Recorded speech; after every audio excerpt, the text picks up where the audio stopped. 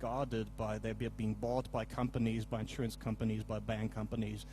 And these profile, your existence in these classes really decides over if you get a credit loan, if you get an insurance for this and that, and all these things. And of course, these things are very quite life relevant decisions.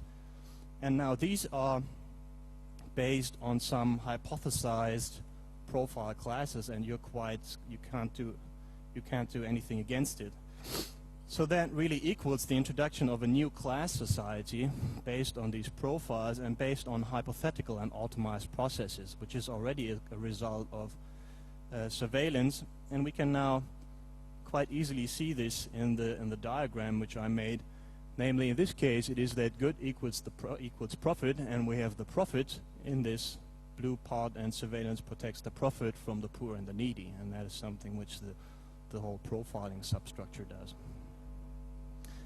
And another case can be made from for the technopolitical consequences, which is quite analog in a way to that. And for this, I first have to introduce the notion of a political technology. I know that this is not a very common notion, and it has been debated in the philosophy of technology for quite some time. If technology is neutral or not, you know, there's this thesis of the neutrality of technology, that really the good guy can use the gun and the bad guy can use the gun, so the gun in itself is neutral. But philosophers have been trying to really regard that and promote that as a misconception, a false conception. Technologies are not neutral because technologies have a tendency to lend themselves to certain uses, and as this tendency is more or less, you can say that, well, from 100 possible users, 80 of these users are good for these and that political intentions, and only 20 for that. And then, of course, you can say that this technology has a high tendency to be used in a politically bad manner. And that, of course, is exactly the case with the surveillance infrastructure, as it is much more apt for totalitarian use than for democratic use. You know, if you sort of put that on a scale for possible uses, you can say that the democratic use is probably like this, and then there's some shady part in which Schäuble is operating as well, and then you have this totalitarian part, and from the shady to the totalitarian, quite a few are already anti-democratic. And thus, this really is quite a substantial argument to judge surveillance infrastructure as a totalitarian technology, or at least as a technology which has a high tendency to be totalitarian, and thus be a very political technology, and as such a political action which should be subject to political processes such as voting. And if you see this, that the surveillance infrastructure can really be used 80% for totalitarian users, only 20% for democratic users, the next question which would naturally come up would be whether that the surveillance infrastructure can be made in a way that it can only be used for these 20% democratic users, and these 80% totalitarian users are impossible. And that, of course, there is a very, very substantial public misunderstanding, namely that social regulation can handle this question. People believe that, okay, we have certain laws, we have this constitution, and that really doesn't allow the people to, the surveillance owner of the surveillance infrastructure, to go all the way and use these 80% totalitarian users. But that, of course, can change. You know, I mean, if a dictator comes up, first thing he does is to skip the constitution. So that's really there goes your social regulation. So you have to regard this question as a technical question. You know, you have to ask if the technical structure can be prevented from being misused in totalitarian regimes. And then the categorical answer, of course, is no, it cannot. And not the way it is being built currently. It's quite impossible. And the result of that is that we really have an infrastructure which is being built currently and which is being completed already, so in a very current stage, which has a high tendency to be used in anti-democratic ways. And there is no option for democratic control thus far, because we're not able to vote over these measures or something. So, and these are very grave technopolitical consequences, of course, which are quite substantial and quite current, and acute as the infrastructure is currently built. You know, the infrastructure in its current state is already ready for a complete totalitarian misuse, and this totalitarian misuse cannot be prevented in principle, as that is a technical question and as there is no way to control this in a technical manner. So future totalitarian regimes now, if you take into account what we said previously on the psychological consequences, will have full psychological and actual control over their people, and the dystopian movie seems to be sort of pending here in the back of our heads. And surveillance infrastructure really stabilizes totalitarianism and rather destabilizes democracy, and that is already valid for the current stage in which it is. In this case, of course, we can see that the good equals what some dictator believes is good, and as totalitarian regimes are being defined as the regime of ideas over people. Hannah Arendt said that that is the idea of pure evil, to have ideas ranging over people, over individuals. Then that would be the case what surveillance would do in this case when the next dictator comes up. It really protects the dictator's ideas and interests from all other humans. So these have been the arguments. I've been trying to put them in a general thesis for you to take home with. Sort of the picture which I have in my mind is that surveillance really limits space. It limits psychological space needed to feel autonomous, to feel free, authentic individual, to have these material bases of the values in question as well. To have values in general, to be able to decide freely, to judge ethically, to live your own life. Those are being tackled in a psychological manner. Then it limits the social space as well, needed to think and live, to reform and change, as these psychological things amount to on a societal scale. And of course it does limit the actual space as it observes the actual space. And it does so uncontrollably along the definitions of the owner of the infrastructure. And that, of course, is a very bad thing. Now we can also just briefly match some intellectual concerns which are being debated very much in the scholarly discussions. You know, we have this from the theory of liberalism and of democracy. We have these four tenets of liberalism which are being discussed in philosophy all the time: is freedom, equality, democracy, and neutrality of the state. And these are intellectual in the sense that there are really abstract values based on abstract definitions, and that all the discussions really trying to find out which value is more important and so on. So that's a really theoretical thing. But now, of course, we can see that there's a very factual basis to these intellectual concerns, as the psychological consequences substantially and materially undermine freedom. Socioeconomical consequences undermine equality, as they substitute these equality by profile classes.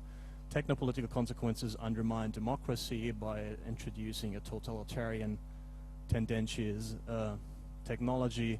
And owner dependence, the whole thing overarching all these consequences, really undermines the neutrality of the state in a very substantial way. So that's sort of the real McCoy. We have a better protection against certain crimes on the one hand, and on the other hand, an infrastructure which is quite apt and bound to imprison humankind in many ways of its existence along the definitions of its owner, which is a very bad thing, of course, and that now is a very material, factual, and actual concern, because it is it is resulting from a lot of material consequences of what is currently happening. Now, in a way, you could criticize me and say that many of the things I said are sort of things which will still have to happen, or which will still have to grow a bit. You could say, well, for one, surveillance is not a ubiquitous technology yet, but here we can say from the history of technology, it's a very useful thing to have, and I believe that it will be, you know. I mean, it just has to be, there just have to be very minor technical processes to really emerge, have a substructure emerging which will surveil all techno-informational behavior.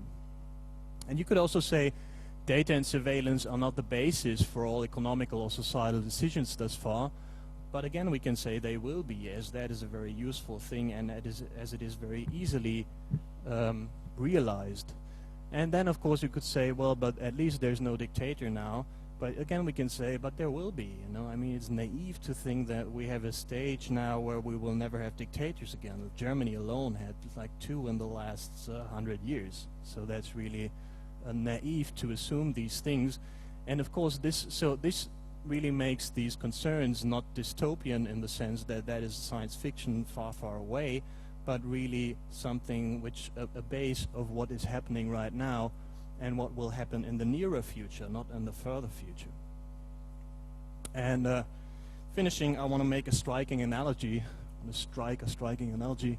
namely that protecting privacy in this sort of being a future concern of something which is currently emerging is quite analogous to protecting the environment, you know, to climate change and all these issues, as privacy is the foundation of freedom, as we have now seen in a very material way, of freedom, liberty, individuality, and thus of culture and politics, and of intellectual life in general, of all the spiritual, mental, and so on. And the outset, of course, of ubiquitous surveillance and the necessary dynamics are there as well, which is also analogous to the climate case. And another thing analogous to the climate case is that once the infrastructure is there, it will be too late, because that has been a thing which has been shown by the history of technology. Quite frequently, it takes a long time to really disable a technology again, and once it is being established. So now is sort of the time for action. So what I want to end with is to state that privacy activism actually is environmentalism, as privacy is the clean water, the fertile ground, and the fresh air of all life beyond mere survival. And if you don't protect it today, don't expect to be breathing tomorrow.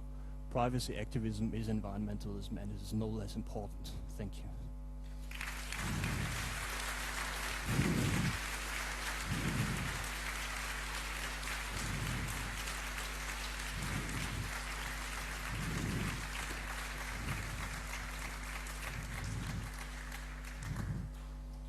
Okay, now I'm open for questions. This is a book of mine coming out in December, just brief commercial here.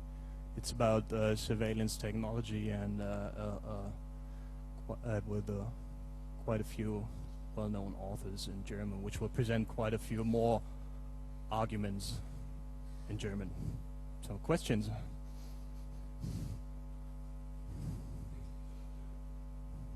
What? It will be in German, yeah.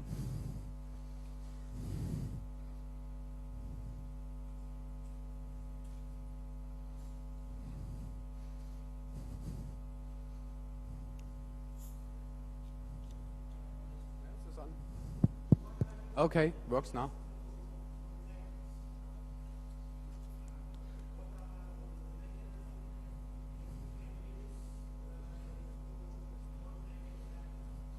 Okay, the question was what we can do to prevent this, and I believe that we really have to try a very one thing which we have to try, and which has been which philosophers have tried to realize, is to really get these technical decisions into the political realm, and to really try and make these technological decisions to realize a certain structure open to democratic decisions and open to democratic processes, which has to be done by demonstrations and by the usual civil means to get these things politicized.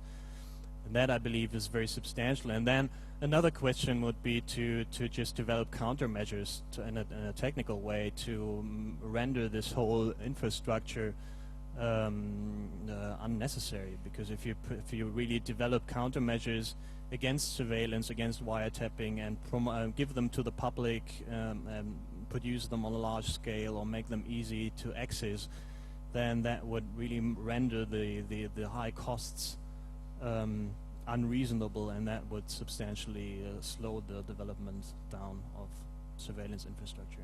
Those would be my ideas, but that's fine. Okay, works now.